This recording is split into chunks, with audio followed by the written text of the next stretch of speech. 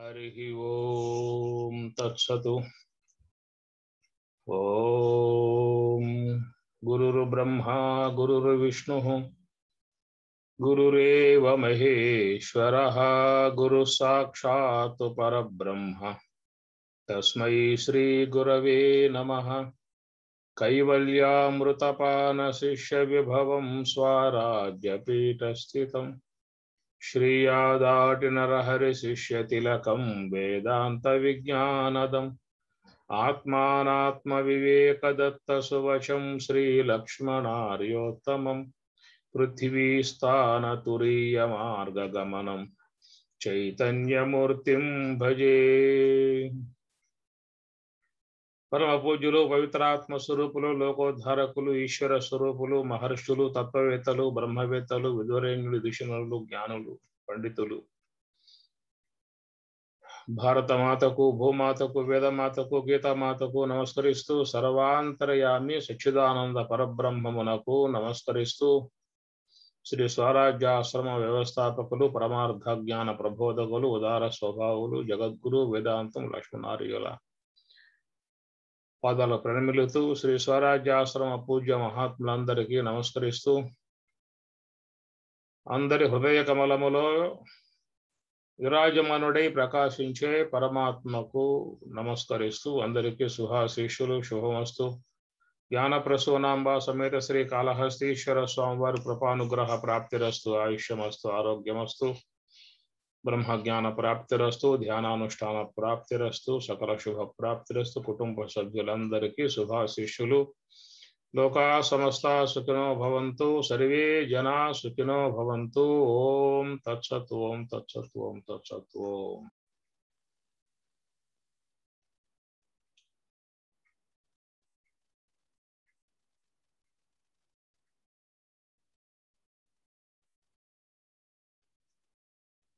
త్రిమతాచార్యుల వారు అద్వైత, విశిష్టాద్వైత, ద్వైతం ఈ మూడు మనకి సమాజంలో ప్రసిద్ధిగాంచి ఉన్నటువంటి సాంప్రదాయాలు.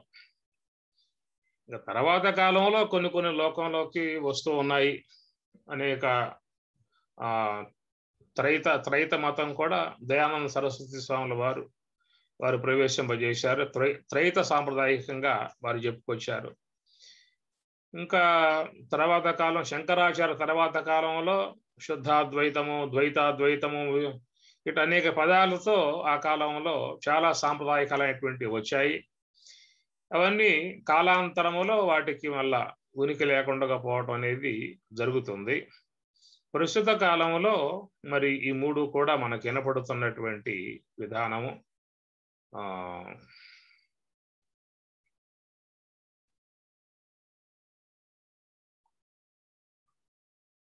అద్వైతము, ద్వైతము, విశిష్టాద్వైతము ప్రస్తుత కాలంలో మనకి వినపడుతున్నటువంటి విధానాలు. ఇక అద్వైతం అనేటువంటి చాలా వరకు ఉన్న పీఠాలన్నీ కూడా అద్వైత సాంప్రదాయంలోనే నడుస్తున్నటువంటి. ఇప్పుడు లక్ష్మణార్యులు స్వరాజ్యాశ్రమం, అట్లనే మలయాళ స్వాములు వ్యాసాశ్రమం, శుకబ్రహ్మాశ్రమం, చిన్మయానంద మిషను, రామకృష్ణ మిషను, అట్లనే ఋషికేశంలో దయానంద సరస్వతి స్వాముల వారు, ఇట్లాగా అన్ని కూడా అద్వైత మార్గంలో పయనిస్తున్నటువంటి సాంప్రదాయాలు. ఇక భక్తి పరంగా చూసినట్లయితే విశిష్టాద్వైతం రామానుజాచార్యుల వారు. ఇప్పుడు ఈనాటి కాలంలో జిఆర్ స్వామి గారు ప్రసిద్ధిగా వారి ప్రయాణం సాగుతూ ఉన్నది. దీంట్లో మరి వైష్ణవ సిద్ధాంతములో శ్రీమన్నారాయణుడే దేవుడిగా కొలవబడుతూ అది వైష్ణవ పరంగా భాష్యాలు కూడా అట్లాగే ఉంటాయి. ఇక మధ్వ సాంప్రదాయంలో ఆయన ద్వైత భావం. ద్వైతం అంటే భగవంతుడు సత్యమే, జీవుడు సత్యమే, జగత్తు సత్యమే, మూడు కూడా సత్యమే.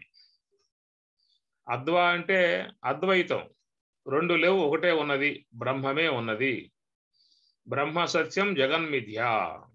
ఇది అద్వైతంలో వచ్చేటువంటి భావన. కాబట్టి జగత్ అనేది కేవలం ఒక కల్పన మాత్రంగా తోస్తూ ఉన్నది, స్వతసిద్ధంగా దానికి ఎలాంటి ఉనికి లేదు, సత్తా లేదు. అది బ్రహ్మము యొక్క అధిష్టానమనందు అధ్యస్థమై భాషించే విధానముగా ఉన్నదనేటువంటిది అద్వైతంలో చెప్పేటువంటి మాట. ఇక విశిష్టాద్వైతము ద్వైతాల్లోకి పోయినట్లయితే విశిష్టాద్వైతంలో దేవుడు సత్యమే, జీవుడు సత్యమే, జీవుడు కూడా సత్యమే. జీవుడు బ్రహ్మము కాడు, జీవుడు దేవుడు కాడు. దేవుడు దేవుడే, జీవుడు జీవుడే. ఎందుకంటే సేవకుడు ఎప్పుడూ కూడా ప్రభువు కాలేడు. సేవకుడు సేవకుడే, ప్రభువు ప్రభువే. అందుచేత ఈ సకల జీవులు కూడా సేవకులు, అందరికీ అధినాయకుడుగా ఉన్నటువంటి శ్రీమన్నారాయణుడు ప్రభువు. అందుచేత ఈ సేవకుడు ప్రభువు అవుతాడని చెప్పి అన్నట్లయితే మరి అతడు కూడా శ్రీ మహావిష్ణువు కావాల్సి వస్తుంది. వాళ్ళు ఒప్పుకోరు. శ్రీ మహావిష్ణువే ఆ స్వామి దగ్గర వీళ్ళందరూ కూడా సేవకులుగా ఉంటారు. అందుచేత జీవుడు సత్యమే, దేవుడు సత్యమే అనే విధానంగా విశిష్టాద్వైతం పయనించేటువంటి విధానం. జీవ బ్రహ్మైక్య భావన వాళ్ళు ఎట్టి కోశం కూడా అంగీకరించరు విశిష్టాద్వైతంలో. ఇప్పుడు విశిష్ట అద్వైతము అంటే అద్వైతం అనే పదం తీసుకున్నారు, దాని ముందు విశిష్ట అనే పదం చేర్చారు. శంకరులు ఏం చేశారంటే అద్వైతం అనే పదం వాడారు అంతే, ఇంకో పదం దాని ముందు పెట్టల ఏమి. అయితే అద్వైతము అనేటువంటి పదం వదలకుండగానే దాని ముందు విశిష్ట అనేటువంటి పదం చేర్చి విశిష్టాద్వైతము అనేటువంటి మాటగా చెప్పటం జరిగింది. విశిష్టం ఏమిటని చెప్పనంటే విశేషణములు కలిగి ఉన్నటువంటి భగవంతుడు విశిష్టుడు, అందువల్ల విశిష్టాద్వైతము అని చెప్పనంట. భగవంతునకు విశేషణాలు ఉన్నాయి. ఏమిటా విశేషణాలు అని చెప్పనంటే కారుణ్యము, ప్రేమ, దయ ఇత్యాది ఎన్నో మరి గుణాలు స్వామిలో ఉన్నాయి. కాబట్టి ఆ ప్రకారముగా భక్తులందరినీ కూడా కాపాడే విధానముగా ఉన్నారు. కాబట్టి స్వామివారు వారి యొక్క విశిష్టత అంటే విశేషణములతో ఉన్నటువంటి విశిష్టుడు. అట్టి విశిష్టతతో చేరి ఉన్నటువంటిది విశిష్టాద్వైతం అనేటువంటిదిగా చెప్పుకొస్తారు. భగవంతుడి కంటే అన్యముగా మరొకటి ఏది కూడా లేదు, అంతా కూడా భగవత్ నిర్మితమై ఉన్నటువంటిది. మనందరం కూడా ఆ శ్రీమన్నారాయణుడిని సేవించుకోవటమే మన యొక్క కర్తవ్యము అనేటువంటి విధానం.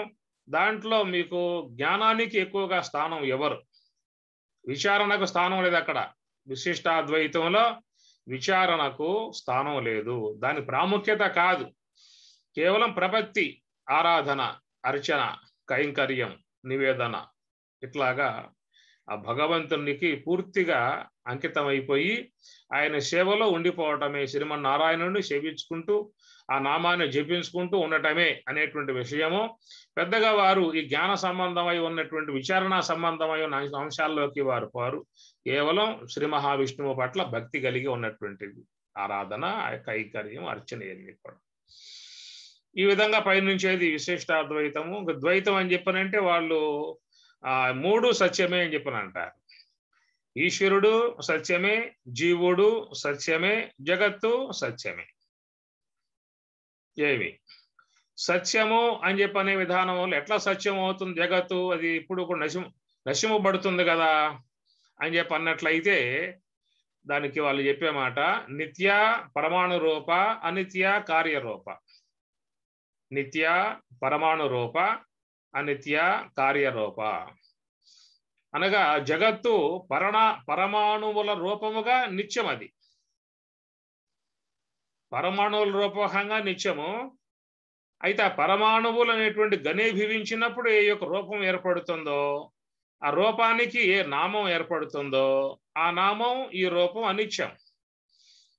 దాంట్లో మరి ఆ రూపం పోయినా కానీ దాంట్లో ఉండే పరమాణువుల రూపకంగా జగత్ అంతా ఉన్నది. జగత్తు పరిణామశీలముగా నిత్యము అని చెప్పని అంటారు. జగత్తు ఉంటుంది, జీవుడు ఉంటాడు, బ్రహ్మము ఉంటుంది అని ఈ ప్రకారంగా చెప్పేది ద్వైత సిద్ధాంతంలో వచ్చేటువంటి అంశములు. కాబట్టి ఈ ప్రకారంగా చాలా చోట్ల ద్వైతం కూడా ఉన్నది. మరి ఆ మంత్రాలయం అది ద్వైత సిద్ధాంతం యొక్క సంబంధం ఉన్నటువంటిది. చాలా చోట్ల ఈ ద్వైత భావనతో ఉన్నటువంటి అంశాలు చాలా ఉన్నాయి. విశిష్టాద్వైతం కూడా సమాజంలో చాలా చోట్ల రామానుజాచార్యుల వారి మతము వ్యాపకమై ఉన్నది. అది కూడా చక్కగా దాన్ని సేవిస్తూ ఆరాధిస్తున్నటువంటి వాళ్ళు ఉన్నారు. ఎక్కువగా అన్ని మఠాలు ఆశ్రమాలు కానీ అన్నీ కూడా అద్వైత భావాన్ని శీలించే విధానంగా ఉన్నటువంటివి. చిన్మయ మిషను, రామకృష్ణ మిషను, మిగతా ఎన్నున్న ఆశ్రమాలు అందరూ కూడా అద్వైత భావమే ఎక్కువగా తీసుకోవటం జరుగుతుంది. అందువల్ల అద్వైత సిద్ధాంత అనుగుణ్యముగా శంకరాచార్యుల వారు ప్రస్థానత్రయ భాష్యం రాయటం జరిగింది. మరి వాటిల్లో దశోపనిషత్తులు వారు తీసుకోవడం జరిగింది.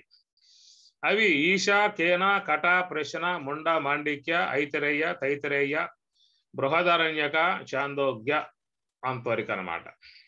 ఈశ, కేన, కట, ప్రశ్న, ముండ, మాండిక్య, ఐతరేయ, తైతరేయ, బృహదారణ్యక, చాందోగ్యోపనిషత్తులు అనేటువంటి మొత్తం దశోపనిషత్తులకి వారు భాష్యం రాయటం జరిగింది. మరి ఇక్కడ లక్ష్మణార్యులు స్వామివారు చెప్పే మాటల్లో దశోపనిషత్తులలో ఈశావాస్యోపనిషత్తు మొదటిది. ఈ ఉపనిషత్తునకు టీకా తాత్పర్యములు రాసి నా జీవితమును ధన్యము గావించుకున్నట్టు అని చెప్పి అన్నారు. అయితే స్వామిగారు కూడా దశోపనిషత్తులు మొత్తం రాశారా అనేటువంటిది కూడా ఒక సందేహించాల్సిన అంశము. లక్ష్మణార్యులు స్వరాజ్యాశ్రమం విధానములో స్వామివారు మరి భగవద్గీతకు చక్కటి భాష్యం అందించారు. బ్రహ్మసూత్రాలకు కూడా చక్కగా అందరికి అర్థమయ్యే రీతిలో అందించారు. బ్రహ్మసూత్రాలు 4 అధ్యాయాలు, 16 పాదాలు, 92 అధికరణాలు, 555 సూత్రాలు ఉండేటువంటిది బ్రహ్మసూత్రాలు. దానికి కూడా స్వయంగా సాంగమంగళముగా అంతా కూడా తాత్పర్యం రచించారు. అట్లా ఉపనిషత్తులు అనేటువంటివి చూసినట్లయితే స్వామిగారి నుంచి వెలువడేటువంటి ఈశ, కేన, తైత్రీయోపనిషత్తు, ముండకోపనిషత్తు, మాండూక్యోపనిషత్తు ఇంతవరకు స్వామి రాసినట్లు మనకు తెలియబడుతూ ఉన్నాయి. మరి మిగతా ఉపనిషత్తులు కూడా వారు రాశారనేటువంటి విషయం మనం ఏదన్నా అన్వేషణ చేయాలి. ఎందుకంటే మనకి స్వామివారి వాంగ్మయం చాలా మనకి లభ్యం కాకుండా ఉన్నది. స్వామివారి వాంగ్మయం మనకి భద్రపరచలేదు. పూర్వకాలంలో సంభాషణలు ప్రింటు వేయాల్సి వచ్చినప్పుడు మనకు ఆశ్రమంలో ఆ పుస్తకం లేదు. కడప వాళ్ళు ప్రింట్ వేస్తే, బ్రహ్మస్పర్శిని వాళ్ళు ప్రింట్ వేస్తే ఆ ప్రూఫ్ తీసుకుని మనం ప్రింట్ చేయాల్సి వచ్చింది. అట్లాగా మన ఆశ్రమంలో స్వామిగారి రచనలు ఇంకా ఎన్ని ఉండాలో అవన్నీ ఎవరి చేతికి పోయాయో తెలియదు. బహుశా మరి స్వామివారి వీటికి కూడా అర్థం రాసి ఉంటారేమనే విషయాన్ని మనం భావించాల్సి ఉంటుంది. అది అందుచేత మరి ఈనాడు మనం చక్కగా అందరి సభికులు అందరి అపేక్షను అనుసరించి ఉపనిషత్తులు అనేటువంటివి మనం ఆరంభం చేసుకోవటం జరుగుతూ ఉన్నది. వీటిలో మొదటి ఉపనిషత్తు ఈశావాస్యోపనిషత్తు. ఈశావాస్యోపనిషత్తుని కొంతమంది మేము విన్నామనేటువంటి విషయముగా వాళ్ళు చెప్పుకొస్తూ ఉన్నారు. చాలా సంతోషము. వారికి ఈశావాసి ఈశ్వరుడు సర్వేశ్వరుడు కృపానుగ్రహం కలుగుగాక అని చెప్పని ఆశీర్వదిస్తూ, ఈనాడు మనకి ఈ జూములో పాల్గొన్నటువంటి వారు కనీసం మనకు 60 మంది 70 మంది దాకా వస్తూ ఉన్నారు. చాలా మంది ఈశావాస్యం కూడా ఇని ఉండరు. నిర్మలమ్మ గారు వారు కూడా కొత్తగా వస్తూ ఉన్నారు. అట్లనే చంద్రాయుడు గారు, అట్లా మరి చూసినట్లే చాలా మంది దీంట్లో ఉన్నారు. అన్నపూర్ణమ్మ గారు కూడా కొత్త వాళ్ళు చాలా మంది ఉన్నారు. కాబట్టి ఒకసారి ఇంటే దాన్ని శ్రవణము అంటారు. 2 సార్లు 3 సార్లు 4 సార్లు 5 సార్లు 10 సార్లు వినే కొద్దీ పోయే కొద్దీ దాన్ని మననము అని చెప్పని అంటారు. మననం చేసుకోవటం కారణముగా అవి మళ్ళా ఆ విషయాలు మన మనసుకు బాగా వచ్చే అవకాశం ఉంటుంది. అద్వైత విధానముగా ఉన్నటువంటివన్నీ కూడా ఒక్కసారితో మనస్సులో అవి ప్రింట్ అయ్యే అవకాశాలు లేవు. పలుమార్లు విన్నప్పుడే మన మనస్సులో అవి బాగా నాటుకునే అవకాశం ఉంటుంది. ఎందుకంటే ఉపనిషత్తులన్నీ కూడా దేవతామూర్తులు. ఒక్కసారితో మనకి వాళ్ళు వచ్చి మనకు స్వాధీనం కారు. పలుమార్లు మనం ఎమ్మటపడాలి అమ్మటే. అలా చేసినప్పుడు మన మనస్సు లోపల బాగా అవి మనస్సుకు వచ్చే అవకాశము ఉంటుంది. కాబట్టి గతంలో విన్నాము అనేటువంటి మాటగా అనుకున్నా కానీ ఆ మంత్రాల యొక్క సంబంధమై ఉన్నటువంటి అంశాలు ఎట్లా విన్నారు అని చెప్పిన కనుక మనం ప్రశ్న వేసినట్లయితే మళ్ళీ మనం తడుముకోవాల్సి వస్తుంది. ఎందుకంటే మనస్సులో ఉన్నటువంటి అవి చాలా వరకు మరుపుకు వచ్చే అవకాశం ఉంటుంది. అందుచేత ఉపనిషత్తులు కానీ భగవద్గీత కానీ ఇవన్నీ కూడా పలుమార్లు మనం అధ్యయనం చేయాల్సి ఉంటుంది. రామాయణము భారతము అని చెప్పనంటే ఒక కథాంశముగా ఉంటాయి కాబట్టి మనకు ఒకసారి విన్నామంటే రామాయణం మన మనస్సులో అట్లాగా ప్రింట్ అయిపోతుంది. అయోధ్య నుంచి బయలుదేరిన రాముడు ఎక్కడెక్కడ నివాసంగా ఉన్నాడు, ఏ అరణ్యాలలో ఆయన కుటీరం కట్టుకుని నివాసంగా ఉన్నాడు, ఇలాంటి సంఘటనలు జరిగినాయో ఇవన్నీ కూడా మనస్సు లోపల అట్లాగా ముద్రైపోతాయి. కానీ ఉపనిషత్ సంబంధమై ఉన్నటువంటి అంశాలు అనేటువంటి ఒక్కసారి మనకు వచ్చే అవకాశం లేదు. అది పలుమార్లు మనం వాట్లను అధ్యయనం చేసుకుంటూ గనక పోగలిగితేనే మన మనస్సులో బాగా నాటుకునే అవకాశం ఏర్పడుతుంది. అందుచేత స్వామివారు చక్కగా వారి అభిప్రాయం తెలియజేశారు. ఈశావాస్యమునకు తాత్పర్యం రచించి టీకా తాత్పర్యం రాసి నా జీవితమును ధన్యత చేసుకున్నాననేటువంటి మాట వాడుతున్నారు అని చెప్పనంటే ఆ ఈశావాస్యం అనేటువంటిది ఎంత లోతైనటువంటి భావాలు కలిగి ఉన్నదో మనం గమనించవచ్చు.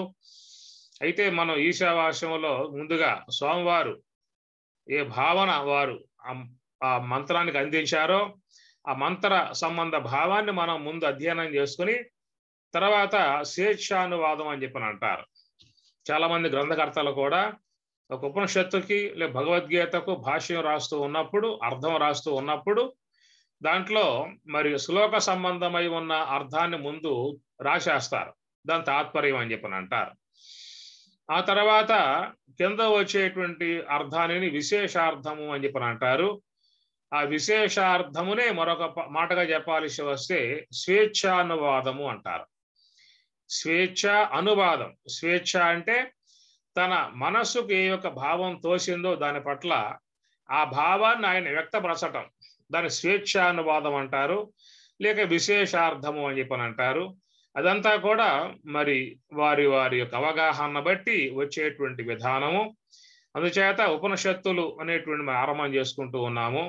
ఈశావాస్యానికి ముఖ్యముగా స్వామివారు అర్థం రాశారు కాబట్టి మరి స్వామివారు ఏ యొక్క భావంగా ఎట్లాంటి కోణములో దర్శించారో మనం దాన్ని ముందు గమనించాల్సి ఉంటుంది. ఆ తర్వాత మంత్రం మీద స్వేచ్ఛానువాదంగా పయనించే విధానం కూడా ఉంటుంది. అయితే ఈశావాస్యంలో ఒక ముడి విధానముగా వచ్చే విధానం, మెలికి విధానంగా వచ్చే విధానం మధ్యలో 6 మంత్రాలు ఉంటాయి. ఏ అందం తమః ప్రవిశంతి, ఏ అవిద్యాం ఉపాసతే, తతః భూయః యువతే తమః యా విద్యాయాం రతాః. అనగా అంధత్వమును అవిద్యను ఉపాసించేవారు అంధత్వం ఒలగబోతూ ఉన్నారు. విద్యను ఉపాసించేవారు ఇంకా అంతకంటే అంధత్వం ఒలగబోతూ ఉన్నారు అనేటువంటి మాటలు చాలా మింగుడు పడని వ్యవహారం. ఇవి మొత్తం 6 వస్తాయి అక్కడ. విద్యాంశ అవిద్యాంశ అని చెప్పనే మాట, సంభూతించ వినాశంశ అనేటువంటి మాటలు చాలా సున్నితమైనటువంటి భావంలో పయనించేటువంటివి. అవి చాలా లోతైనటువంటి అర్థాలు కలిగి ఉన్నటువంటివి. బాగా మనస్సు పెట్టి చెప్పనిదే, మనస్సు పెట్టి విననిదే అర్థమయ్యేటువంటి అంశాలు మాత్రం కావు. ఆ తర్వాత వచ్చే మంత్రాలు కూడా చాలా లోతైనటువంటి భావాలు కలిగి ఉన్నటువంటివి. అవి మనం మనస్సు పెట్టి చక్కగా చూడగలిగితేనే వాటి యొక్క లోపల అంతర్గతంగా, ఎందుకంటే ఈశ్వరుని వాణి, ఇప్పుడు భగవద్గీత అనేటువంటిది కృష్ణ భగవానులు వారి యొక్క వాణి అని చెప్పి అనుకోవచ్చు. వివేక చూడమని, మహావాక్య దర్పణం లాంటివి శంకరాచార్యుల వారి భావం నుంచి ఆవిర్భావం అయినటువంటివి. అంటే వేదాంత పంచదశి విద్యారణ్య స్వాముల వారి మనస్సు నుంచి ఆవిర్భావం అయినటువంటివి. అట్లా నైష్కర్మ్య సిద్ధి సురేశ్వరాచార్యుల వారి మనస్సు నుంచి ఆవిర్భావం అయినటువంటిది నైష్కర్మ్య సిద్ధి. ఇట్లాగా సురేశ్వరాచార్యుల వారు, విద్యారణ్య స్వాముల వారు, శంకరాచార్యుల వారు, వీళ్ళందరూ కూడా వారి వారి భావం నుంచి ఆవిర్భావం అయినటువంటి ఇవి గ్రంథాలు ఇవన్నీ కూడా. అట్లనే యోగ వాసిష్టం వశిష్ఠ మహర్షి వారి యొక్క మనస్సు నుంచి, వారి భావం నుంచి ఆవిర్భావం అయినటువంటి స్వీయ రచనలు, స్వీయ గ్రంథములు, వారి యొక్క అభిప్రాయం నుంచి వెలువడ్డటువంటి అంశములు. ఉపనిషత్తులు అనేటువంటి విషయం చూసినప్పుడు అవి ఎవరి భావం అని చెప్పి అన్నట్లయితే అది ఈశ్వరుడు. వేదం ఈశ్వర ప్రోక్తము అని చెప్పి అన్నారు. ఈశ్వరుని ఉచ్ఛ్వాస నిశ్వాసలు అనేటువంటి యొక్క మాట వేదం. ఆ వేద సంబంధ మరి భాగములే ఉపనిషత్తులు. కాబట్టి ఉపనిషత్తులలో ఉన్నటువంటి మంత్రాలన్నీ కూడా ఈశ్వరుని ద్వారా ఇవ్వబడ్డటువంటివి అని చెప్పి అన్నప్పుడు మరి వాటిల్లో ఉన్నటువంటి అంశాలు మనం జాగ్రత్తగా చూడగలిగితే ఈశ్వరుడు మానవాళికి, మానవ జాతికి ఇస్తున్నటువంటి జ్ఞానం ఏమిటనేటువంటి విషయం మన అవగాహన చేసుకునే అవకాశం ఏర్పడుతుంది. ఈశ్వర వాణి, ఈశ్వర ప్రోక్తము, ఈశ్వర ఉచ్ఛ్వాస నిశ్వాసలే వేదము అనేటువంటి మాటలు కూడా కొంత మనం ఇంకా విపులముగా అర్థం చెప్పుకోవాల్సిన అంశం ఉన్నది. అది తర్వాత కాలంలో సందర్భం వచ్చినప్పుడు వాటి మీద మళ్ళీ మాట్లాడుకునే ప్రయత్నం చేద్దాం. అందుచేత ఇప్పుడు చెప్పుకున్నట్లుగా విద్యారణ్య స్వాముల వారి నుంచి ఏర్పడినటువంటిది వేదాంత పంచదశి, సురేశ్వరాచార్యుల నుంచి ఏర్పడినటువంటిది నైష్కర్మ్య సిద్ధి, వివేక చూడమని శంకరాచార్యుల నుంచి ఏర్పడినటువంటిది, ఇట్లా ఆయా ప్రచారకుల నుంచి ఏర్పడేటువంటి శ్లోకాలు ఇవన్నీ కూడా మరి వేదం చూసినట్లయితే సాక్షాత్ పరమశివుని నుంచి ఆవిర్భావం అయినటువంటిది అంశములు. కాబట్టి వాటిల్లో మరి ఉన్నటువంటి భావాలు చాలా లోతైన భావాలుగా ఉంటాయి. అవి మనం జాగ్రత్తగా చూడగలిగితే వాటి యొక్క అంశాలు బాగా మనకి మనసుకు వచ్చే అవకాశం ఉంటుంది. అందుచేత మనం ఈనాడు జూములో ఈ రూపకంగా ఆధ్యాత్మిక అంశాలు మనం ప్రవేశింపజేసుకున్నాము. దీంట్లో దాదాపుగా 60 మంది 70 మంది దాకా వస్తున్నటువంటి వారు కాబట్టి అందరికీ విషయాలు అందాలి.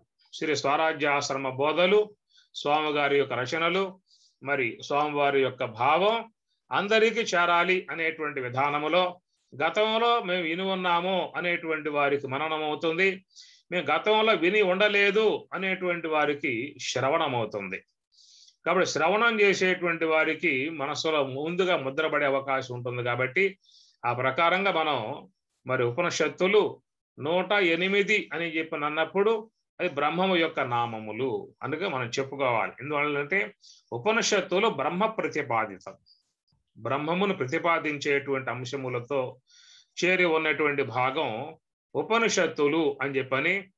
ఈ ఉపనిషత్తులకు చక్కటి అంశాన్ని మనకి స్వామివారే అందించారు. ఉపనిషత్తు అంటే ఏమిటనే విషయాన్ని స్వామివారు ఇచ్చినటువంటి అంశాన్ని మనం ముందుగా కాస్త గమనించుకొని మరి అడుగులు ముందుకేద్దాము.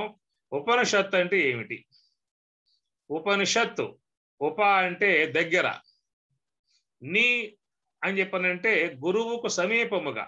ఉప అంటే దగ్గర, నీ అని చెప్పనంటే ఆ గురువు ఒక ఉన్నతాసనం మీద కూర్చుంటే ఆ కింద భూమి మీద దర్భశాప మీద ఉన్నటువంటి శిష్యుడు గురువుకి సన్నిహితముగా దిగువన, నీ అంటే దిగువన ఉన్నటువంటి వాడై శ్రవణం చేసేటువంటి విధానాన్ని ఉపనిషత్తు. షత్ అంటే ఏం చెప్పుకొచ్చారంటే ఉప అంటే దగ్గర అని చెప్పుకున్నాం, అది గురువుకి దగ్గర అనే అర్థం వస్తుంది. రెండవది బ్రహ్మమునకు సమీపముగా. దీంట్లో వచ్చేటువంటి ఆ ఉత్పత్తులు చూసినట్లయితే బ్రహ్మమునకు సమీపముగా అని అర్థం. అయితే పూర్వకాలంలో ఉపనిషత్తులను గురువుల దగ్గర ఉండి శిష్యులు అధ్యయనం చేసేవాళ్ళు కాబట్టి ఆ అంశాన్ని కూడా మనం తీసుకున్నట్లయితే మరి ఆచార్యుల వద్ద ఉన్నటువంటి అంత్యవాసులు, శిష్యులు, వటులు, బ్రహ్మచారులు ఆ సమీపములో దిగువన కూర్చుని అధ్యయనం చేసే విధానంగా ఉండేది కాబట్టి అది ఉపనిషత్, ఉపని అనేటువంటి మాట. అట్లనే ఉప అన్నప్పుడు మన మనస్సు బ్రహ్మమునకు సమీపముగా చేర్చేటువంటి విధానం అది. ఉపనిషత్తులు చేసే పని ఏమిటని చెప్పానంటే మన మనస్సును బ్రహ్మమునకు సమీపముగా చేసేటువంటి విధానము. అందువల్ల ఉపనిషత్తుల భాష అంతా కూడా సమాధి భాష అన్నారు. సమాధి భాష అని చెప్పానంటే దీని శ్రవణ సమాధిగా కూడా చెప్తారు. సమాధి అని చెప్పన్నప్పుడు సమానగా బ్రహ్మము, ధి అనగా బుద్ధి. మన యొక్క మనస్సు బుద్ధిగా పరిణమించి శుద్ధ సాత్వికమై ఉన్నటువంటి ఆ బుద్ధి బ్రహ్మములో లీనం కావటాన్ని సమా అంటే బ్రహ్మం. ఆ బ్రహ్మములో ఎవరి యొక్క బుద్ధి అయితే విలీనమవుతుందో ఆ విధముగా అయినటువంటి దానిని సమాధి అని చెప్పి అన్నారు.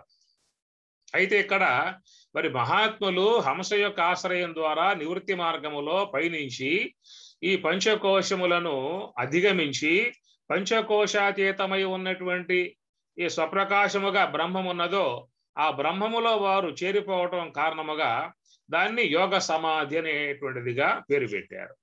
కానీ ఇక్కడ ఉపనిషత్తులను అధ్యయనం చేసే విధానము కూడా శ్రవణ సమాధి అని చెప్పని అంటారు.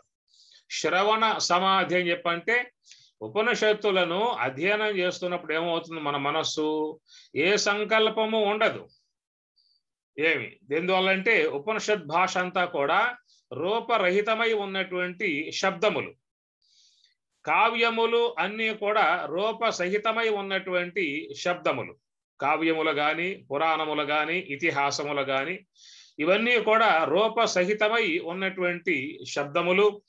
మనం వాటిని అధ్యయనం చేస్తూ ఉన్నప్పుడు ఆ శబ్దంతో పాటు రూపములు కూడా మనకి కనబడుతూ ఉంటాయి. భారతం తీసుకోండి, ఆ భారతంలో అరణ్య పర్వం తీసుకోండి, అరణ్యంలో పాండవులు పోతూ ఉంటే మనం కూడా వెనకాల బయలుదేరి అట్లాగా నడుస్తూ ఉంటాం. కనుక ఆ ప్రకారంగా ఆ శబ్దాలన్నీ కూడా రూపములతో మిళితమై ఉన్న శబ్దములు. ఉపనిషద్ భాష, వేద భాష, వీటికి ఎలాంటి రూపం లేదు, కేవలం శబ్దము, శబ్ద సంబంధమై ఉన్న అర్థము. అందుచేత ఉపనిషత్తులు అనేటువంటివన్నీ కూడా బ్రహ్మమును విషయం చేస్తాయి అని చెప్పని స్వామివారు అనుభవామృతారణమునందు తెలియజేసేటువంటి అంశము. అనగా గ్రంథము బ్రహ్మమునకు కారణము అనే పదం వాడతారు. బ్రహ్మము, గ్రంథము బ్రహ్మమునకు కరణము అని అర్థం. కరణము అంటే దాన్ని ప్రమాణము అని చెప్పని అంటారు. కరణం ప్రమాణం అని చెప్పని. ఒక తెలియబడాలని చెప్పన్నట్లయితే దానికి కరణం ఉండాలి, ఇంద్రియం ఉండాలి.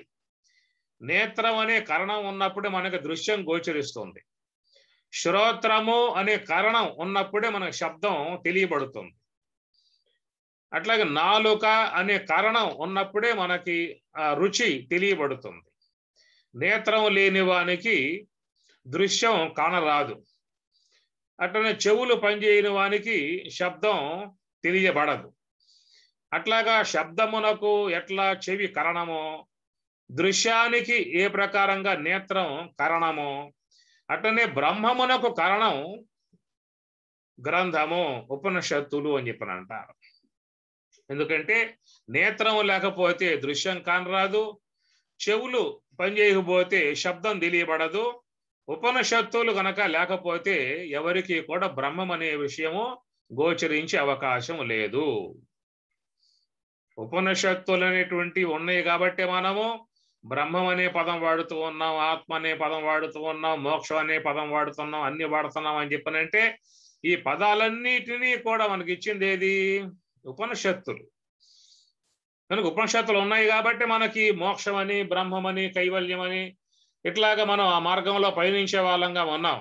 ఉపనిషత్తులే లేకపోయినట్లయితే ఈనాడు మనకి ఏవి పురాణాలు లేవు, భారతం లేదు, భాగవతం లేదు, భగవద్గీత లేదు, వివేక చూడమని లేదు, వేదాంత పంచదశ లేదు, నైష్కర్మ సిద్ధి లేదు, అసలు ఏ సన్యాసి లేదు, ఎవరు లేరేక. ఏ దేశంలో ఎవరున్నారు చెప్పండి? ఒక భారతదేశంలో తప్ప. కాబట్టి ఏంటంటే అక్కడ అవి లేవు కాబట్టి అక్కడ ఎవరు లేరు. ఇక్కడ మనకి వేదం ఉంది కాబట్టి మనకి ఇవన్నీ కూడా ఏర్పడి ఉన్నాయి. అందుచేత మరి ఈనాడు మనం చెప్పుకునేటువంటి అన్నీ కూడా వేదం ద్వారా తెలియజేయబడ్డాయి కాబట్టి బ్రహ్మమును తెలియజేసే విషయంలో వేదం అనగా ఉపనిషత్తులు కరణము అని చెప్పనంట. కాబట్టి ఉపనిషత్తులను అధ్యయనం చేస్తూ ఉన్నప్పుడు మనకి బ్రహ్మమే విషయమై గోచరిస్తుంది. అనగా బ్రహ్మమును విషయం చేసే విధానమే ఉపనిషత్తులు. ఉప అంటే దగ్గర, నీ ఉంచుట, బ్రహ్మమునకు సమీపముగా ఉంచే విధానము. మనం ఆ మంత్రములను ఎంత శ్రద్ధగా, ఎంత భక్తి భావనతో, ఎంత ఏకాగ్రతగా అధ్యయనం చేస్తూ ఉంటామో అంతంత మన మనస్సు బ్రహ్మమునకు దగ్గర అవుతూ ఉంటుంది. ఉపనిషత్తులు మంత్రాలు చదువుకుంటూ పోవటము, గడగడా పోవటము, గబగబా పోవటం, పరుగులు తీయటం, ఆ విషయాలు వేరు. రోజు కొంతమంది 5 మంత్రాలు 10 మంత్రాలు ఇట్లాగా పరుగులు తీసే చెప్పుకుని పోయే విధానాలు లోకంలో కనబడుతూ ఉంటాయి. కానీ అట్లాగా పోతే మీ మనస్సు నిలకడగా ఉండే అవకాశం లేదు. ఒక మంత్రములో ఉన్నటువంటి అంశాలను, మూలాలని తీసుకురాగలిగితే అప్పుడు నీ మనస్సు బాగా నిలబడుతుంది. కాబట్టి ఆ నిలబడటమే దాన్ని శ్రవణ సమాధి అనేటువంటి మాటగా చెప్పుకొస్తారు. శ్రవణ సమాధి అని చెప్పని ఆ విధముగా మన మనస్సు భగవంతునికి దగ్గరగా ఉంచుతూ ఉంటాయి. కాబట్టి ఉపనిషత్తులను ఇక్కడ ఉపనిషత్తులకు భావం చెబుతూ స్వామివారు ఉప అంటే భగవంతునకు, బ్రహ్మమునకు సమీపముగా మనల్ని తీసుకుపోయేటువంటి ఉపనిషత్తులు అనేటువంటి విషయము. ఉప అంటే దగ్గర, నీ అంటే చాలా సమీపముగా అని అర్థము. ఆ తర్వాత షద్, ఉపని షద్. షత్ అంటే దానికి అర్థం చెప్పుకొచ్చారు. షద్ల విశరణ గతి అవసాదనేషు. షద్ అనేటువంటి పదానికి ఇన్ని అర్థాలు ఇచ్చారన్నమాట ఇక్కడ. షద్ ఉప ని షద్. షద్ అంటే షద్ల విశరణ గతి అవసాదనము అనేటువంటి 3 అంశములతో చేరి ఉన్నటువంటి, 3 అర్థములతో చేరి ఉన్నటువంటి పదము షద్ అనేటువంటి పదం అన్నమాట. దానికి ఉత్పత్తి స్వామిగారు చక్కగా అందించారు. మనమైతే పోలేం, ఎతకలేం. ఎందుకంటే అది ఎక్కడో అరణ్యాలలో ఉన్నటువంటి ఆ పదజాలం. మన అరణ్యంలో పడి పట్టుకురావాలని చెప్పనంటే అది నా వల్ల అయితే పని కాదు. మీరంటే మహాత్ములు కాబట్టి మీ వల్ల కావచ్చు, కానీ నా వాటి వారికి మాత్రం అది సాధ్యమయ్యే అవకాశం లేదు. స్వామిగారు ఇచ్చారు కాబట్టి సునాయాసంగా పోవటం జరుగుతూ ఉన్నది. ఆనాటి కాలంలో ఆంజనేయ స్వామి కూడా మరి ఆ లక్ష్మణ స్వామి బతికించడానికి ఆతృతతో బయలుదేరిపోయాడు సంజీవిని దేవటానికి. తీరాడకు పోయిన తర్వాత, పర్వతం ఎక్కిన తర్వాత అంతా అక్కడ అన్ని కూడా దగదగా మెరుస్తూ ఉన్నాయి. ఈ దగదగా మెరిసేటువంటి వాట్లలో ఏది సంజీవిని? వాళ్ళు చెప్పిన పొల్ల ఏది? ఈడ చూస్తే అన్ని దగదగా మెరుస్తా ఉన్నాయి. ఈ దగదగా మెరిసేటువంటి వాటిల్లో ఏదో ఒకటి పట్టుకుపోయామనుకో, తెల్లారిపోయింది అనుకో, బతికే అవకాశాలు లేవు. అట్లాంటి పరిస్థితి అన్నమాట. కాబట్టి ఆ ప్రకారంగా చివరికి మన వల్ల కాదు, మళ్ళీ ఇది పట్టుకుపోతే ఇది కాదంటే మళ్ళీ ఇక్కడ రావాలి మనము అని చెప్పన్న భావంతో ఆంజనేయ స్వామి ఏం చేశారు? ఆ పని ఆ పర్వతం మొత్తం పెకలించుకుని పట్టుకొచ్చిన విధానం ఏమి. ఆ తర్వాత వాళ్ళే ఆ మూలిక తీసుకోవడం జరుగుతుంది. ఆ ప్రకారంగా చూసినట్లయితే మరి ఈ యొక్క పెద్ద అరణ్యం, ఈ అరణ్యంలో కనుక మనం పోయి ఎత్తుక్కోవాలంటే సాధ్యం అయ్యే అవకాశాలు కావు. దాని విషయంలో స్వామివారే చక్కగా, ఆయన దివ్య మూర్తి కాబట్టి, దివ్య జ్ఞాని కాబట్టి, బ్రహ్మ జ్ఞాని కాబట్టి ఎక్కడెక్కడ ఏమున్నాయో మొత్తం తెలుస్తే కనుక ఆయన పట్టుకురాగలిగాడు, మనం ముందు అవి పెట్టగలిగాడు. ఉపనిషత్తులు అనేటువంటి విషయంలో పోతున్నాం కాబట్టి ఉపనిషత్తులు అనేటువంటి యొక్క వాటి విషయంలో స్వామివారు మనకి చక్కటి ఒక అంశం అందిస్తూ ఉన్నారు. దాన్ని మనం ముందుగా అధ్యయనం చేసి ఇక తర్వాత రంగ ప్రవేశం చేద్దాం. ఉపనిషత్తు అన్నప్పుడు ఉప అంటే దగ్గర, నీ అంటే చాలా సమీపముగా అని అర్థము. మూడవది షద్. షద్ అంటే షద్ల విశరణ గతి అవసాదనేషు అనేటువంటి మాటకి 3 అర్థాలుగా వస్తాయి కాబట్టి వాటిని ఉత్పత్తులతో చెప్పుకొస్తూ ఉన్నారు. ఉపనిషత్తు ఇది బ్రహ్మ విద్య తత్శీలినాం జన్మ కర్మ జన్మ మరణాది నిశాతనాత్ ఉపనిషత్తు అని చెప్పని అన్నారు. ఉపనిషత్తుకి అనే పదానికి ఏమిటి ఉత్పత్తి అని చెప్పని, ఎందుకంటే ప్రతి అక్షరానికి కూడా మహాత్ములు అర్థాలు చెప్పుకొచ్చారు. ప్రతి పదానికి చెప్పారు ఉత్పత్తులు, ప్రతి అక్షరానికి కూడా చెప్పుకొచ్చారు. ఒక పుస్తకం ఉన్నది అక్షర నిఘంటు అని చెప్పేసి అని. అక్షర నిఘంటు అనే పుస్తకం ఉందన్నమాట. దాంట్లో ఒక్క అక్షరానికి ఎన్ని అర్థాలు ఉన్నాయో కూడా దాంట్లో వాళ్ళు మహాత్ములు చెప్పుకొచ్చారు. మీకు లభిస్తే దాన్ని ప్రాప్తింపజేసుకోండి. మీరు అంత లెక్క మీకు పోవాల్సిన అంత సాహిత్యం మీకు అది అవసరం లేదు. అలాంటి జిజ్ఞాసుకులకి కావాల్సి వస్తున్న పుస్తకము అక్షర నిఘంటు అనేటువంటి పుస్తకం. అది ఒక్కొక్క అక్షరానికి ఎన్ని అర్థాలు ఉన్నాయో అనేటువంటిది కూడా వాళ్ళు చెప్పడం జరుగుతుంది. ఇప్పుడు జ ఉందనుకోండి, జని ప్రాదుర్భావి ఉత్పత్తి దానికి ఇచ్చారు. జ అంటే జననము, పుట్టింపజేయటం అని అర్థం జ అనే అక్షరానికి. అట్లనే హ, హ అనే దానికి హన హింస గతి అవసాదనేషు. హ అని చెప్పనంటే సంపటము, హింసించటము ఇవన్నీ కూడా దాంట్లో వచ్చేటువంటి అర్థాలు. ప అనే అక్షరం, ప అంటే పారక్షణే, ప అంటే రక్షించుట. ఉత్పత్తులతో చెప్పుకొచ్చిన అర్థాలు ఇవి. ఉత్పత్తి కాకుండా ఇంకా ప అనేటువంటి దానికి ఎన్ని అర్థాలు ఉంటాయో కూడా వాళ్ళు ఇంకా ఎక్స్ట్రాగా చెప్పుకొస్తారు. ఇప్పుడు చూడండి, మనకి మన యొక్క పరిధిలో ఉన్న పదం ఒకటి వాడతాను మీకు. అడుగు అని అంటాం కదా, ఒక పదం వాడతాం కదా. అడుగు అంటే అర్థం ఏమిటి చెప్పండి? అడుగు అంటే కాలి అడుగు అని అర్థం వస్తుంది ఒకటి. అడుగు అంటే ఒక పాత్ర కింద భాగాన్ని అడుగు అంటారు. అడుగు అని చెప్పనంటే ఏదన్నా విషయం అడగరా అని చెప్పి అంటాం కదా, అడుగు అని అర్థం వస్తుంది. అడుగు ఇంకా తీసే కొద్దీ దీంట్లో ఇంకెన్ని అర్థాలు వస్తాయో. కాబట్టి ఒక్క పదం మన ముందు ఉన్నది అడుగు అని చెప్పని. అందుచేత అనేక అర్థాల మిళితమై ఉన్నటువంటి పదజాలంగా ఉన్నటువంటివి. అది అక్షర నిఘంటువుగా మహాత్ములు చక్కగా చెప్పడం జరిగింది. సరే, దాని తర్వాత చూద్దాము. ఇక్కడ ఉపనిషత్తు అనేటువంటి విషయం మీద లక్ష్మణార్యులు స్వామివారు చెప్పుకొచ్చే ఉత్పత్తులు ఏంటంటే, ఇవి శాస్త్రంలో ఉన్న ఉత్పత్తులు. స్వామివారు రాయలేదు, శాస్త్రంలో ఇవ్వబడ్డటువంటివి తీసుకొచ్చి మన ముందు నిక్షిప్తం చేశారు. అయితే మనంగా పోవాలంటే అది మన వల్ల అయ్యే పని కాదు. పెద్ద అరణ్యం కాబట్టి ఎత్తుక్కోవడం కష్టం. ఆంజనేయ స్వామిలాగా మనం కూడా మరి ఏదో పెకలించడం తప్ప అవి పట్టుకొచ్చే అవకాశం మనకు ఉండదు. కాబట్టి ఇక్కడ స్వామివారు మన ముందు సక్కర పెట్టారు కనుక ఉపనిషత్తు ఇది. ఉపనిషత్తు అని చెప్పి అనగా బ్రహ్మ విద్య మొదటిది, అనగా బ్రహ్మ ప్రతిపాదితం. బ్రహ్మము గురించి తెలుసుకోవాలని చెప్పి అన్నట్లయితే ఉపనిషత్తుల యందు మాత్రం చూడాల్సి ఉంటుంది.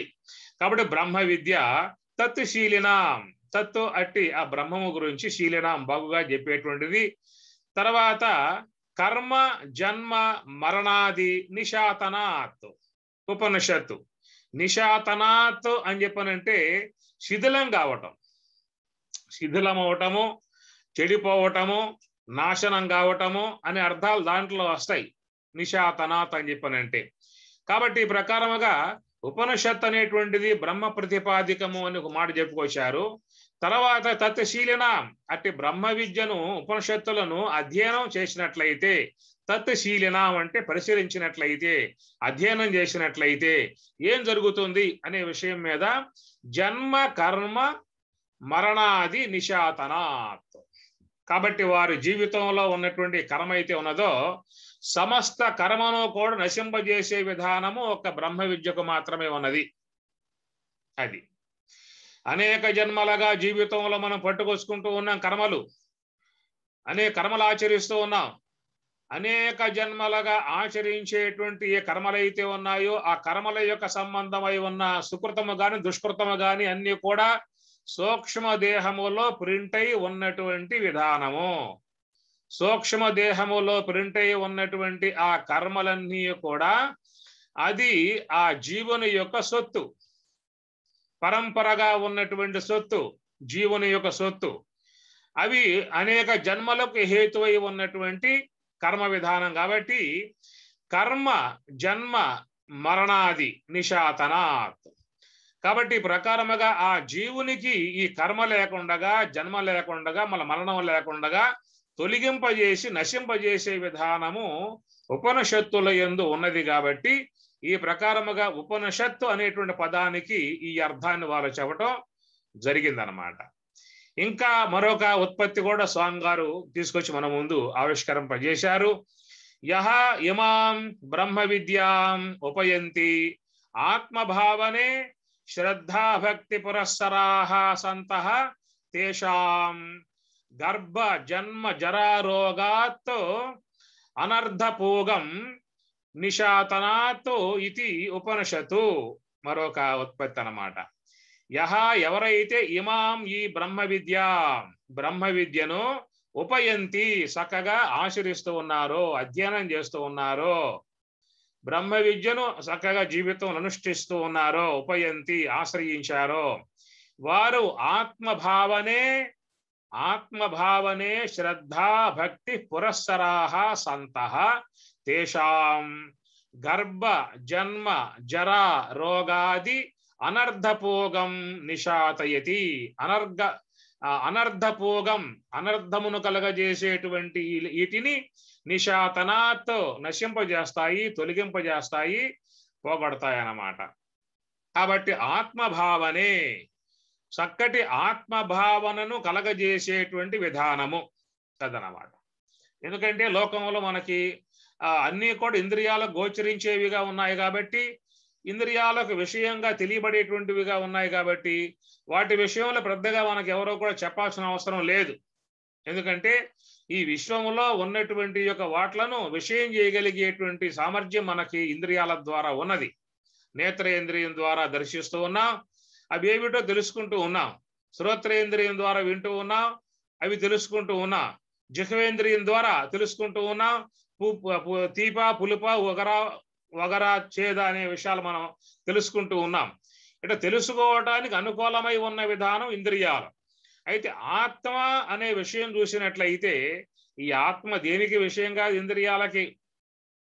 నత్ర చక్షుర గచ్చతి నవాకు గచ్చతి నో మనో నవిద్మో అంటుంది కేనోపనిషత్తు. కాబట్టి అది చక్షురాది ఇంద్రియములకు కానీ మనసుకు కానీ దేనికి కూడా తెలియబడేటువంటి ఒక వస్తువుగా లేదు అని చెప్పి అన్నారు. మరి ఈ ప్రకారం ఇంద్రియాలకు ఉన్నట్లయితే మరి ఆ ఉందన్న విషయం ఎట్లా గ్రహించే అవకాశం ఉన్నది? మనం గ్రహించుకోవడానికి తెలుసుకోవడానికి ఉన్నటువంటివి కేవలం జ్ఞానేంద్రియాలు, మనసు, బుద్ధి. ఇంతే. మనలో ఉన్న జ్ఞానేంద్రియాలు, మనసు, బుద్ధి పక్కన పెట్టేశామనుకో, మనం కూడా ఒక కట్టి పొల్లే, జడ వస్తువు. ఎట్లా జడ పదార్థానికి ఏవి కూడా తెలియకుండా ఉన్నదో అట్లాగా ఈ దేహానికి కూడా ఏమీ కూడా తెలియబడే అవకాశాలు లేవు. ఎందువల్ల త్వగేంద్రియం లేదు, స్పర్శ గోచరించదు. శ్రోత్రేంద్రియం లేదు, శబ్దం గోచరించదు. నేత్రేంద్రియం లేదు, దృశ్యం గోచరించదు. జిహ్వేంద్రియం లేదు, రసం గోచరించదు. ఇంకేం గోచరించేది జీవితంలో? అదొక మొద్దు దేహం, అంతే, జడ పదార్థం అయిపోతుంది. అందుచేత ఈ ప్రకారముగా ఈ భౌతికముగా లోకములో ఉన్నటువంటి యొక్క వాటిని విషయం చేసుకోవటానికి మన సదుపాయం ఉన్నది. ఆత్మ అనేటువంటి యొక్క వస్తువు తెలుసుకోవటం అనేటువంటి విషయంలో ఏ ఇంద్రియం కూడా ఉపకరించేటువంటివిగా లేవు. కాబట్టి అటు ఆత్మ అనేటువంటి యొక్క స్వరూపాన్ని సమగ్రముగా తెలియజేసే విధానము ఉపనిషత్తుకు మాత్రమే ఉన్నది. ఉపనిషత్తు ద్వారానే నువ్వు ఆత్మ అంటే ఏమిటో, బ్రహ్మం అంటే ఏమిటో, పృచ్ఛగాత్మ అంటే ఏమిటో, పరమాత్మ అంటే ఏమిటో, బ్రహ్మం అంటే ఏమిటో అనేటువంటివన్నీ కూడా గ్రహించుకోవాల్సి ఉంటుంది. అట్లా శాస్త్రం ద్వారా తెలుసుకున్న తర్వాత నువ్వు ఏం చేయాలి? శ్రద్ధ భక్తి పురస్సరాః సంతః. సంతః సత్పురుషులు, సన్మార్గంలో పయనించేటువంటి ఆ సత్పురుషులు శ్రద్ధ భక్తి పురస్సరాః. ఆ విధముగా ఆధ్యాత్మికమైన అధ్యయనం చేసేటువంటి యొక్క వాళ్ళలో ఏ ఉండాలని చెప్పానంటే శ్రద్ధ ఉండాలి, భక్తి ఉండాలి. ఈ రెండు ఉండాలి. ఏమి ఒక ఆధ్యాత్మికమే కాదు, నువ్వు వ్యవహారములో ఉన్నప్పటికీ కూడా నువ్వు ఏ యొక్క వ్యవహార కార్యం నీవు సిద్ధింపజేసుకునే ఉద్దేశం ఉందో నీకు దాని పట్ల శ్రద్ధ ఉండాలా వద్దా? శ్రద్ధ లేకుండా ఏమైనా చేస్తారా? శ్రద్ధ ఉంటేనే నీకు లోకంలో కూడా అన్ని కార్యాలు అయ్యే అవకాశం ఉంటుంది. కనుక శ్రద్ధ వహించిన వాడే లోకములో ఏదైనా సాధించే అవకాశం ఉంటుంది. ఐఏఎస్ ఆఫీసర్ అవుతాడు, ఏమి డీజీపీ కావచ్చు, డాక్టర్ కావచ్చు, ఇంకేదైనా కావచ్చు, కలెక్టర్ కావచ్చు. ఏది కావాలన్నప్పటికీ కూడా ఏముండాలి జీవితంలో? శ్రద్ధ అనేటువంటిది. అందువల్ల మరి వ్యావహారికములో ఏది సాధించాలని చెప్పి అన్నప్పటికీ కూడా శ్రద్ధ ఎట్లా అవసరమై ఉన్నదో, ఈ పారమార్థికములో చాలా ఉండాలి శ్రద్ధ. శ్రద్ధ భక్తి అనేటువంటి శ్రద్ధావాన్ లభతే జ్ఞానం తత్వర సంయతేంద్రియ జ్ఞానం లబ్ధ్వా పరాం శాంతి. గీత 6వ అధ్యాయం. శ్రద్ధావాన్ లభతే జ్ఞానం, శ్రద్ధ ఉన్నవాడే జ్ఞానాన్ని పొందే అవకాశం ఏర్పడుతుంది. అందువల్ల ఈ ఆత్మ విషయమై ఉన్నటువంటి వారు, ఆత్మ యొక్క అనుభవం పొందేటువంటి ఉద్దేశం ఉన్నటువంటి వారు శ్రద్ధా భక్తి.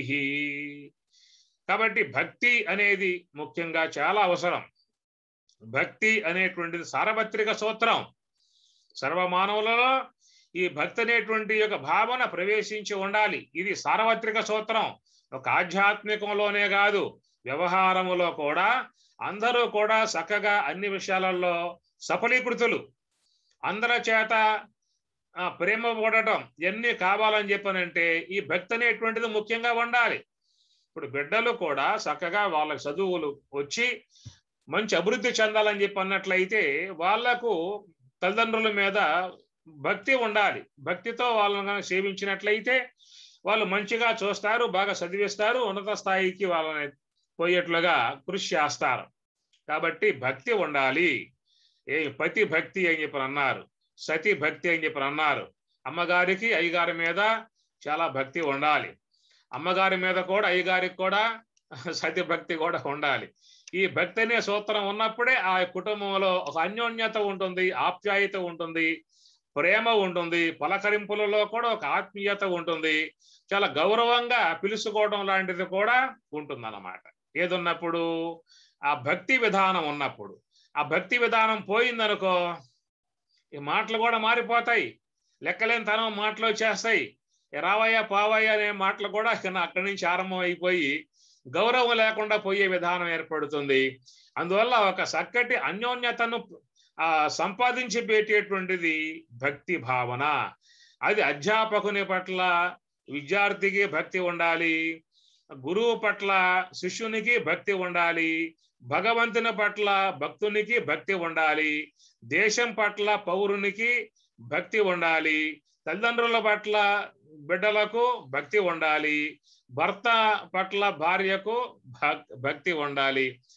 ఇవి ఉన్న చోట ఆ కుటుంబం అంతా కూడా సస్యశ్యామలముగా, శాంతియుతముగా, ఆనందకరముగా, అన్యోన్యతగా, ప్రేమానురాగాలతో సాగిపోయే విధానం ఉంటుంది. కాబట్టి ఈ భక్తి అనేది సార్వత్రిక సూత్రం. దేశభక్తి లేకపోతే చెప్పండి, బోర్డర్ కాడ సైనికులతో పోరాడేటువంటి వారు తమ ప్రాణములను పణముగా పెట్టి రేయింబవళ్ళు మంచు కొండలలో వాళ్ళు కూర్చుని కాపలా కాస్తూ ఉన్నారు అని చెప్పనంటే నిజంగా వాళ్ళకున్న భక్తి ఏంటి చెప్పండి.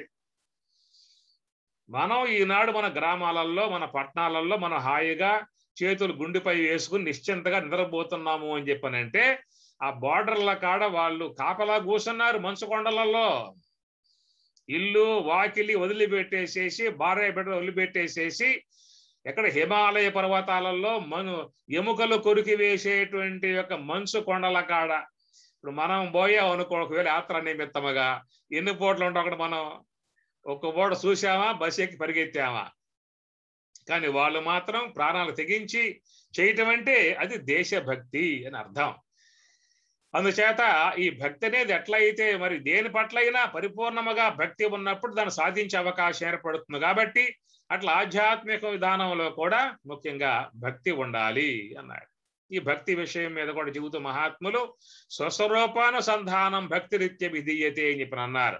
స్వస్వరూపము యొక్క అనుభవాన్ని పొందే విషయంలో ఆ నివృత్తి మార్గంలో శ్వాసపై నిఘా పెట్టి, హంసపై నిఘా పెట్టి, ఆ హంస యొక్క ఆశ్రయంలో ఉండి మరి ఆ భక్తి పూర్వకముగా ఉన్నటువంటి వారు మాత్రమే అచిర కాలంలో బ్రహ్మమును పొందే అవకాశం ఏర్పడుతుంది. ఇదే మన గీతలో పరమాత్మ చెప్పాడు కదా. ఏం చెప్పారు పరమాత్మ గీతలో? భజతాం ప్రీతిపూర్వకం అని చెప్పని అంటాడు. నా యొక్క ఆశ్రయంలో, హంస యొక్క ఆశ్రయంలో ఉండి ఈశ్వరుణ్ణగు, సర్వేశ్వరుణ్ణగు నన్ను ఆరాధించే విధానముగా ఉన్నటువంటి వారు ఎట్లా ఉండాలని చెప్పనంటే ప్రీతిపూర్వకం భజతాం.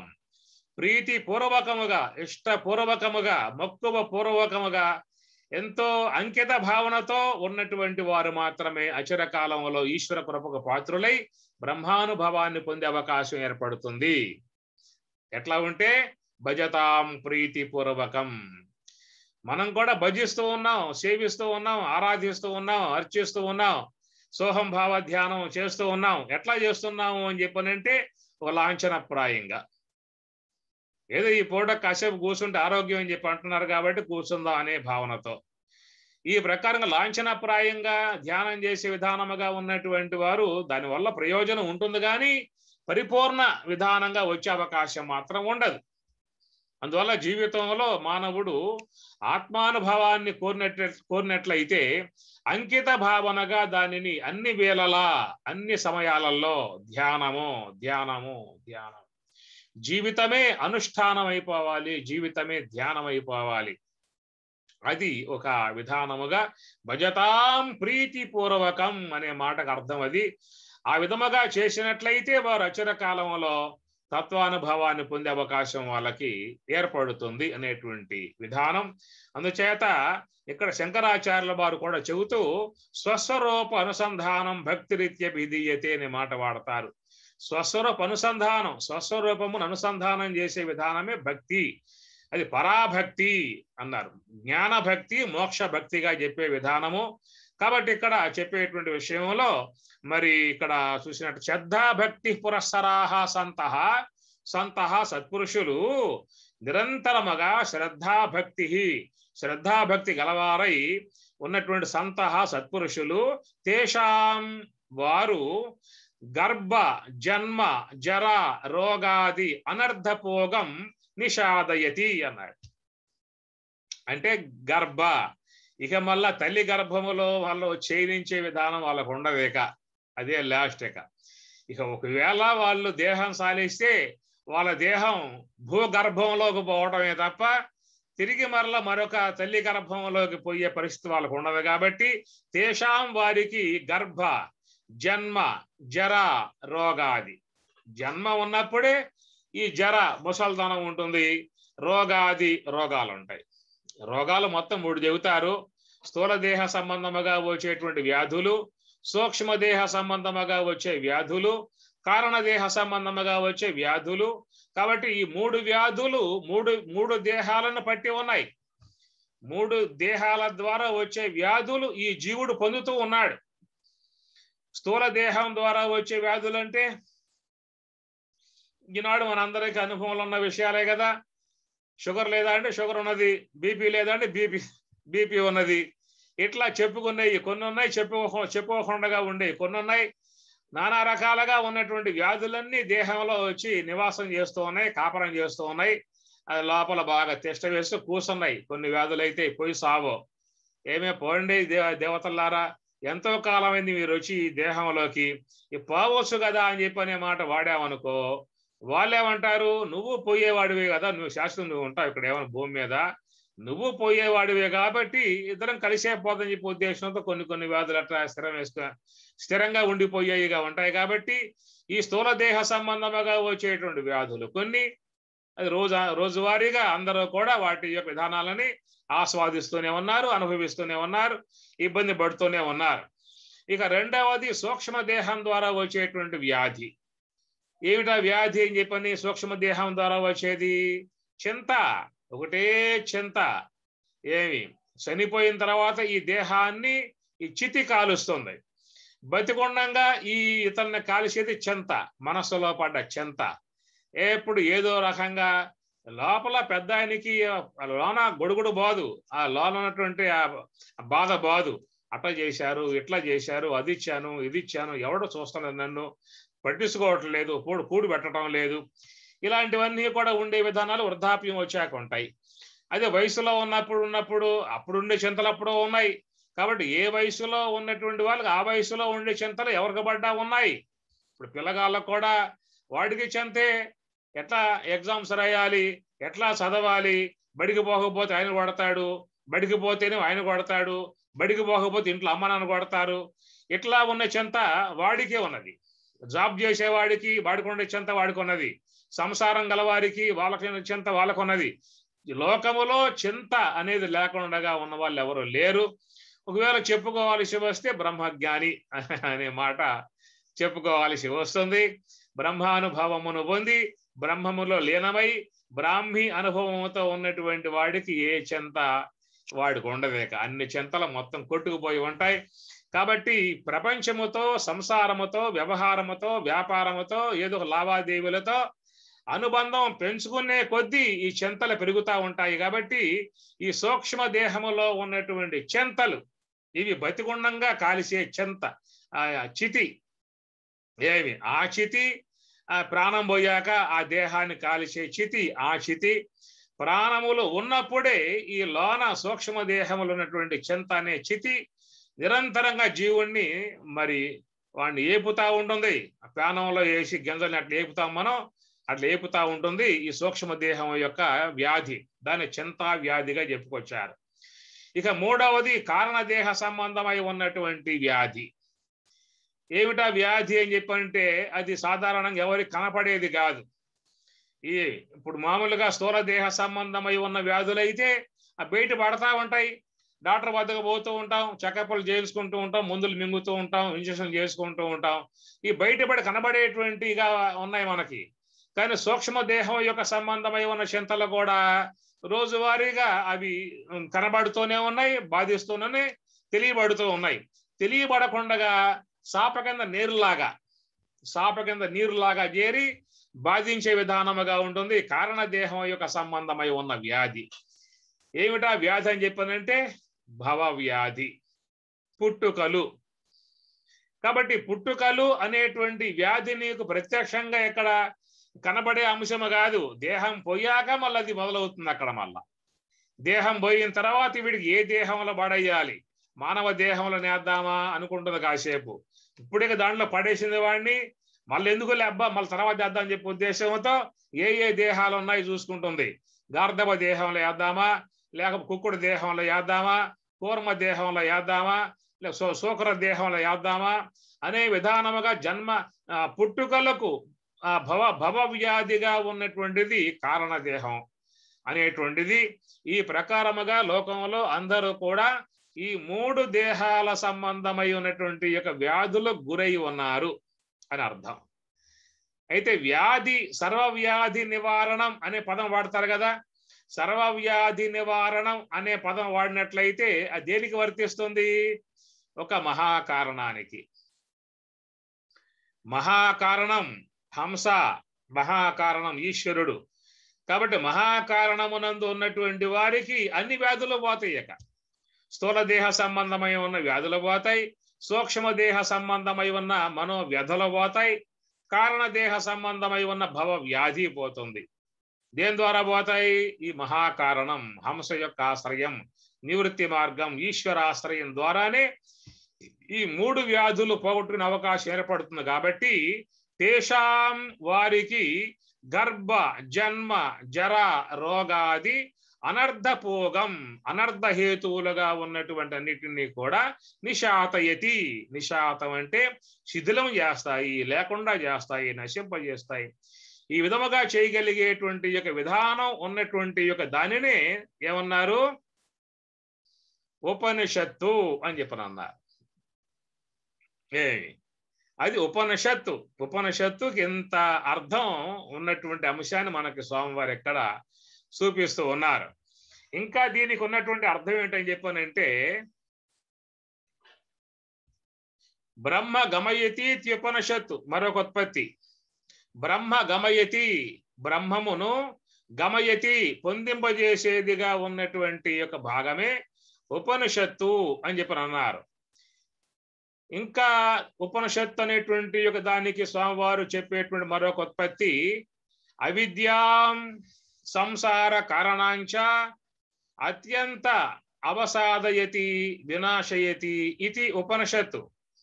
అవిద్యాం సంసార కారణాంచ, సంసార కారణము, సంసారము అంటే ఏం చెప్పారు? సంసారం అంటే లోకంలో సాధారణ అందరూ భావించేది భార్య బిడ్డలు ఈ విధముగా ఉన్నటువంటి ఒక వ్యవస్థని సంసారము అని చెప్పని అన్నారు. ఇది సంసారం సాగరంగా పోలుస్తారు. ఆ సంసారంలో కష్టాలు కూడా ఈ అలల్లాగా వచ్చే విధానంగా చెప్తూ ఉంటారు. సరే, సంసారం అని చెప్పనే విధానములో మరి కుటుంబ వ్యవస్థ అంతా కూడా అనేక సమస్యలతో, బాధలతో, ఇబ్బందులతో లాగే విధానంగా కుటుంబాలు లోకంలో ఉన్నాయి. అలాంటి ఇబ్బందులు లేకుండా సజావుగా, చల్లగా, మెల్లగా, హాయిగా ఏ తెరసాపెత్తిన నావలాగా మెల్లగా సాగిపోయే కుటుంబాలు లోకంలో ఉన్నాయి. 2 రకాల కుటుంబాలు ఉన్నాయి. అందరూ ఇబ్బంది కాదు. కొన్ని కుటుంబాలు అయితే సముద్రం తెరసాప వేసినప్పుడు చల్లటి గాలికి మెల్లగా ఆ నావ చక్కగా ఒడ్డుకు చేరినట్లుగా కొన్ని కుటుంబాలు ఆ విధంగా మరి ప్రశాంతంగా సాగిపోయేటువంటి కుటుంబాలు ఉన్నాయి. ఏమంటే దైవ భావన కలిగి, దైవ బుద్ధి కలిగి, గురు భావన కలిగి, గురు సేవా భావన కలిగి, తత్వచింతన చేస్తూ, ధ్యానం చేస్తూ, తత్వ విచారణ చేస్తూ ఉండే కుటుంబాలు కొన్ని ఉన్నాయి. అవన్నీ కూడా ఎప్పుడూ కూడా ప్రశాంతంగా సాగిపోయే విధానంగా ఉంటాయి. అలాంటి ఆధ్యాత్మికత లేకుండా, దైవ భావం లేకుండా, జపం లేక, ధ్యానం లేక, కేవలం వ్యవహారంతో ముడిపడి ఉన్నటువంటి కుటుంబాలలో ఈ కామ క్రోధాదులు బాగా విజృంభించి ఉంటాయి కాబట్టి, ఆశాపాశాలతో ముడిపడి ఉంటారు కాబట్టి, వాళ్ళలో కోరికలు బాగా విజృంభించి ఉంటాయి కాబట్టి, వాళ్ళ వ్యక్తిత్వములు వేరు, ఆలోచనలు వేరు, పోయే మార్గాలు వేరు, వాళ్ళ యొక్క విధానం వేరు కాబట్టి అలాంటి కుటుంబాలుగా ఉన్నటువంటి వాటిలలో ఇక క్షీరసాగర మథనమే. ఆ క్షీరసాగర మథనములో బుట్టేది అమృతం కాదు, ఆలాహలాలు పడుతూ ఉంటాయి. ఎప్పుడు అశాంతి బాధలతో సాగిపోయేగా కొన్ని కుటుంబాలు ఉంటాయి కాబట్టి ఇక్కడ సంసారము అని చెప్పి అన్నప్పుడు అట్లాగా భావించే అవకాశం ఉంటుంది. సంసారము అంటే పుట్టుక సాగరమే సంసారము అని చెప్పి అన్నారు. అలాగా ఈ పరంపర పుట్టుక సంబంధమై ఉన్నటువంటి సంసార కారణాంచ అత్యంతం అవసాదయతి వినాశయతి ఇది ఉపనిషత్తు. అలాగా అనేక భవసాగరంలో పడి ఈదేటువంటి యొక్క జీవుణ్ణి ఉద్ధారకం చేసే విధానముగా ఉన్నటువంటివి ఉపనిషత్తులు. ఏంటున్నారేమన్నా? ఉన్నారా, పోయారా? చాలా మంది పోయి ఉంటారు దెబ్బ తట్టుకోలేక. ఏడాది ఉపనిషత్తులు అని చెప్పంటున్నారు అని చెప్పేసి అని. రామచంద్రయ్య, నువ్వు పెట్టిన కొంపట ఇది ఉపనిషత్తుల ప్రవచనం. దీంట్లో మొత్తం అజ్ఞానం మొత్తం కాలిపోవాలి కుంపట్లో. అది కర్మవాసనలో పోవాలి, అజ్ఞానం మొత్తం కొట్టుకుపోవాలి దెబ్బతో. అవిద్యాం సంసార కారణాంచ అత్యంత అవసాదయతి వినాశయతి ఇది ఉపనిషత్తు. అవిద్యాం సంసార కారణాంచ,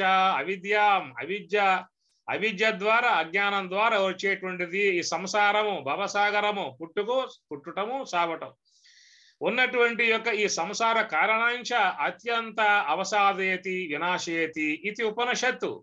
ఇదొక అర్థం అన్నమాట. ఉపనిషన్నం అస్యాం పరం శ్రేయ ఇది ఉపనిషత్తు. మరొక ఉత్పత్తి ఏమిటంటే ఉపనిషన్నం. ఆ ఉపనిషత్తులు ఉన్నాయి. ఉపనిషత్తులు అనేటువంటి ఏంటంటే అస్యాం పరం శ్రేయ. అస్యాం ఎవరైతే ఉపనిషత్తులను అధ్యయనం చేస్తారో, అధ్యయనం చేసేటువంటి వారికి పరం శ్రేయ. పరం శ్రేయ అంటే మోక్షం, బ్రహ్మైక్య సిద్ధి, బ్రాహ్మీ అనుభవాన్ని పొందింపజేయటమే వాటి యొక్క లక్ష్యం, ఉపనిషత్తుల యొక్క లక్ష్యం అని చెప్పేసి అనే విధానముగా మరి ప్రకారముగా స్వామివారు చక్కగా ఉత్పత్తులన్నిటినీ కూడా తీసుకొచ్చి ఉపనిషత్తులు అంటే ఏమిటో ఉన్నటువంటి భావాలు మనకి వారు అందించారు. సామవేదమునకు సంబంధించిన ఈ ఉపనిషత్తునందు అని చెప్పని చెప్పుకొచ్చారు. ఇట్లాగా మరి చూసినట్లయితే ఉపనిషత్తు అని చెప్పి అన్నప్పుడు ఈ సమస్త అనర్థములు, అజ్ఞానము, కర్మవాసనలు, ఈ జన్మ పరంపర విధానము, జీవునికి ఉన్నటువంటి నానా విధాన దుఃఖములు ఏవైతే ఉన్నాయో అన్నింటినీ కూడా నిశాతనాత్ షద్ ఉప ని షద్. ఉప అంటే బ్రహ్మమునకు దగ్గర, నీ అంటే బాగుగా సమీపముగా, షద్ అంటే షద్ల విశరణ గతి అవసాధనము. పూర్తిగా సంపూర్ణముగా జీవుణ్ణి పట్టి పీడించేటువంటి ఏవైతే ఉన్నాయో అన్నింటినీ కూడా తొలగింపజేసే విధానముగా ఉన్నటువంటి భాగమే ఉపనిషత్తు అని చెప్పనేదిగా చెప్పడం జరిగింది. మనం ఇక్కడి నుంచి ఇక మరి ఆ బ్రహ్మము యొక్క అష్టోత్తర నామాలలో కొలికి పూసతో ఆరంభం చేయబడుతుంది. తిరిగి మరలా కొలికి పూస వచ్చిన దాకా మీరు ఉండాలి.